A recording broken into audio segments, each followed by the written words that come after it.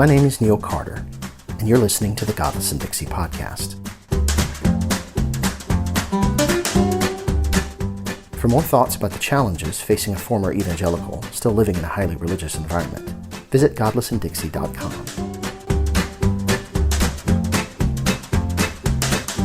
None of this really happened. When I first started writing and speaking to groups about my departure from the faith, I spent the bulk of my time trying to make the still devout realize how dehumanizing is their image of apostates. I talked about the ways Christians misunderstand us, putting words into our mouths and motives into our hearts that we are not willing to own. But these are all highly subjective discussions, and while they serve a useful social purpose, they carefully avoid any offense of the believer's sensitive faith.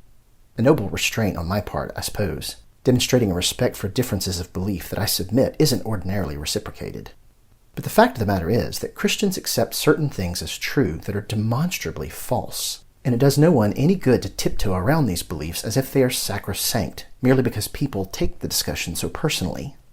And I'm not talking about things we cannot entirely disprove, like miracles or the afterlife or the power of prayer. We could argue about these things until we are blue in the face, and in the end, very few people would ever change their minds. The church has had 2,000 years to develop excuses for why these things fail to materialize. They usually involve faulting the believer rather than the beliefs themselves. No, I'm talking about clearly demonstrable historical facts. Facts for which we can apply reliable tools of scientific inquiry to figure out what is fact and what is fiction.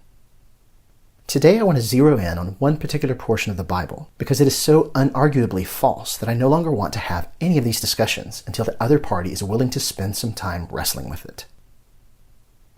This never happened. The Hebrew people did not exist before Canaan. They gradually and peacefully emerged as a subset of Canaanite culture somewhere around the 1200s BCE, which is roughly the time we were told they invaded the land. Before that time, they simply didn't exist. The violent conquest of Canaan never actually happened.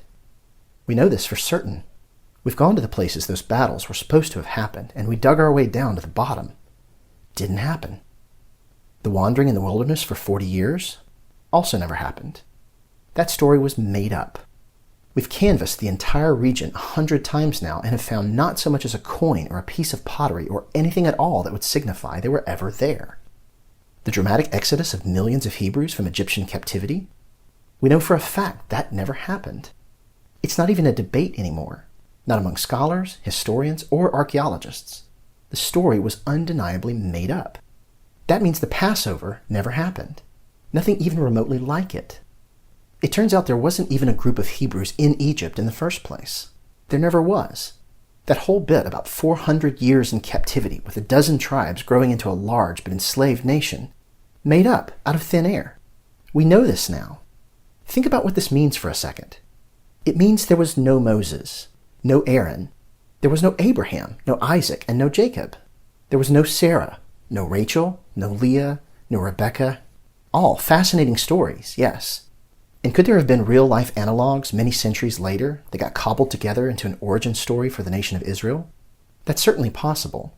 But basically, every story and every person which appears prior to Israel's presence in Canaan around the 13th century BCE is a product of collective imagination.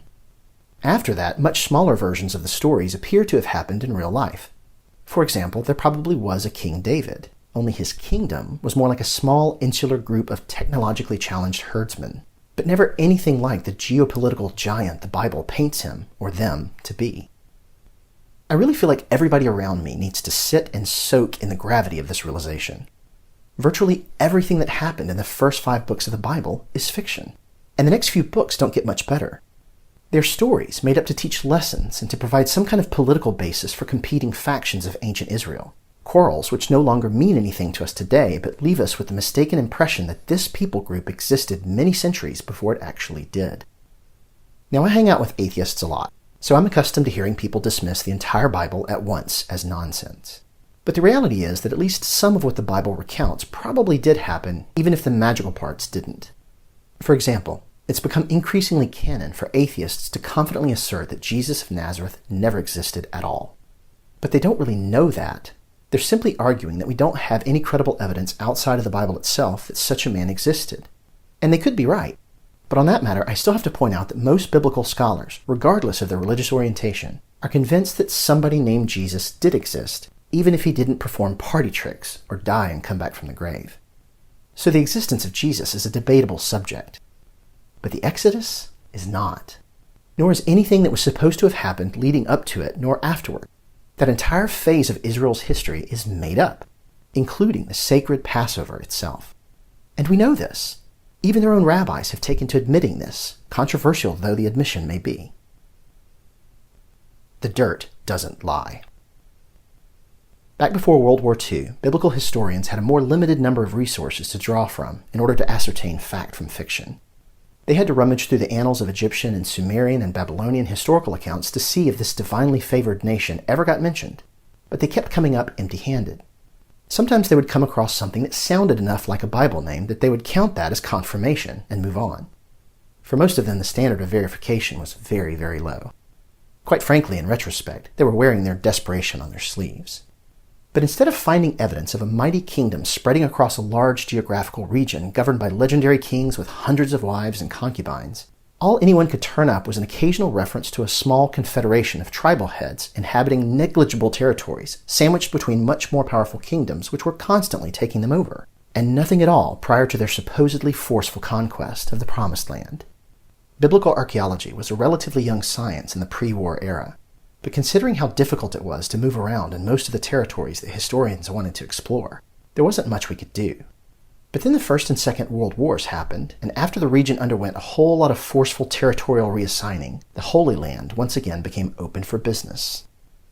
Over the next couple of decades, archaeologists carried their students and volunteers on hundreds of excavation trips to every biblical place you could imagine, digging down as far as they could go in order, quite literally, to get to the bottom of what happened. What they discovered was disappointing, to say the least. There were no Hebrews prior to their gradual and peaceful emergence within Canaanite culture in the 1200s BCE. None of that stuff in the Bible prior to Canaan appears to have ever happened. And even when they did begin to slowly emerge as a people group, they looked and acted almost exactly like their surrounding neighbors, but with a couple of notable quirks. They left behind no pig bones, and they seemed disproportionately fond of one particular member of the Canaanite pantheon, Yahweh, the god of war. At first, Yahweh, also known as Elohim, which also may have referred to a whole group of gods, appears to have had a wife named Asherah. We know that the worship of the goddess still continued for centuries into Israel's history, despite many leaders' attempts to cleanse the land of her memory, like Isis physically destroying monuments and disposing of her corresponding cultists. But subsequent versions of the Israelite religion became increasingly monotheistic, vehemently disavowing all of its polytheistic precursors. Occasionally, you will still find remnants of this culture war preserved for us in the biblical texts. No one walked through this eye-opening discovery more directly than William Dever, a post-war biblical archaeologist with a Disciples of Christ education, who later studied at Harvard and led hundreds of students on dozens of excavations all over Israel. After a lifetime of study and first-hand exploration of the biblical lands, Dever reports, quote, "After a century of exhaustive investigation, all respectable archaeologists have given up hope of recovering any context that would make Abraham, Isaac, or Jacob credible historical figures. Virtually the last archaeological word was written by me more than 20 years ago for a basic handbook of biblical studies, Israelite and Judean history. And as we have seen, archaeological investigation of Moses and the Exodus has similarly been discarded as a fruitless pursuit. Indeed, the overwhelming archaeological evidence today of largely indigenous origins for early Israel leaves no room for an exodus from Egypt or a 40-year pilgrimage through the Sinai wilderness." Unquote. Remember the story of the Wall of Jericho? Didn't happen. Archaeologists like Dever inform us that there wasn't even a wall in existence during the time the Israelites were supposed to have taken the city. And the city, which by the way was likely abandoned before these invaders were supposed to have gotten there, was in its heyday no larger than the size of a couple of baseball fields side by side, occupied by no more than maybe 600 people. Can you imagine a nation of over 1 million adults marching around such a place, waiting for something miraculous to deliver this small town into their hands?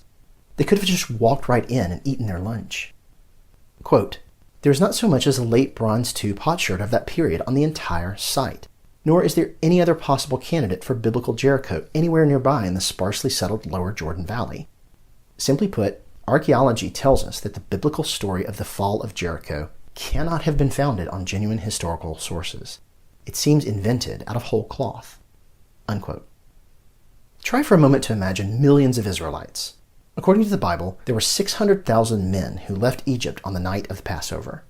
Given that most adult men counted as heads of households would have been married, and given that the Bible stories show each family punching out at least half a dozen children apiece, we are being told that somewhere in the neighborhood of 3 to 4 million people exited a nation of only 6 million in one single evening, leaving not a single trace of their presence in that country. So we are to believe that those 3 to 4 million people spent 40 years in a deserted wasteland, getting their water from a rock, by the way, with their food just falling from the sky every morning, and yet somehow left no trace of their presence anywhere.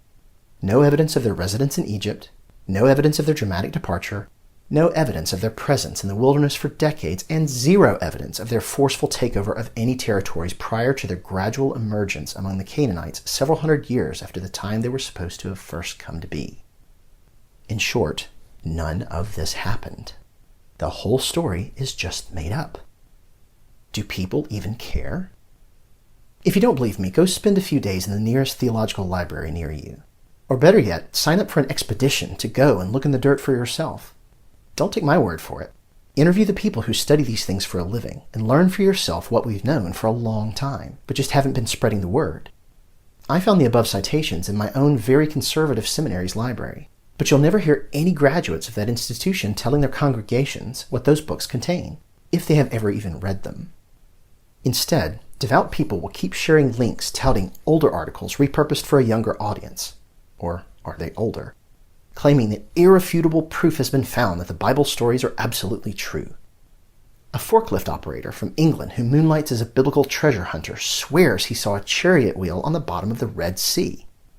Just one? Where did he put it? And still a decade later, religious news sources are resharing the story as if anyone ever should have believed it in the first place. And no one can top the shenanigans of the late Ron Wyatt, a sort of self-styled Indiana Jones of lost biblical treasures. Before his death, this nurse anesthetist from Tennessee swore that he personally found Noah's Ark, sulfur balls from Sodom and Gomorrah, the site of the parting of the Red Sea and the giving of the Ten Commandments, the actual Ark of the Covenant, and the exact location of the crucifixion under which he found a sample of the dried blood of Jesus, preserved for us 2,000 years, no less. What grabs my attention the most in all of this isn't the fact that the Bible got something so important so incredibly wrong. I got over that a long time ago, even if I continue to be impressed with just how much of this book was made up over time. What fascinates me most is the rationalization process that kicks in the moment a true believer is confronted with these realities. The mental contortions are impressive, and I can't help but recall as I watch them happen how I myself once walked through these steps as well. I'm trying to remember what it was like to be so imprisoned by predetermined conclusions in my search for truth. From this point forward, I'll be happy to talk to believers about things in this book which they are certain must be true. But until they are willing to wrestle with what the ground has to say about all of these stories, I'm not going to take the conversation seriously. The dirt is better at telling the truth.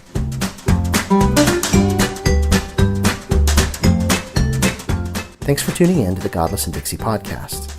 Be sure to subscribe, and while you're at it, check out the blog itself at godlessanddixie.com. If you're helped by what you've heard and would like to help me keep doing what I'm doing, you can become a sponsor through visiting patreon.com/godlessanddixie.